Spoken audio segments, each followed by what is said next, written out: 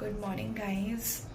So এখন বাজে হচ্ছে সকাল 9:52।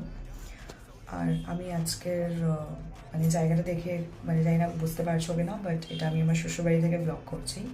মানে আমি এখন কলকাতায় আছি। তো আজকে সকাল 6টার সময় বাড়ি ঢুকেছি। মানে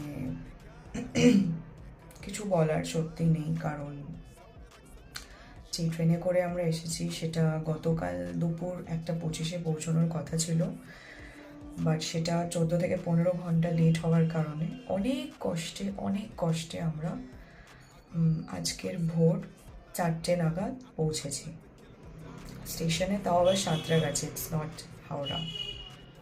তো আমি এক্সপিরিয়েন্সটা সবটাই শেয়ার করবো আমার নেক্সট ব্লগে, বিকজ সবার এটা জানা দরকার যে আসলে জগৎটা শহরের বাইরে কীরকম হয়।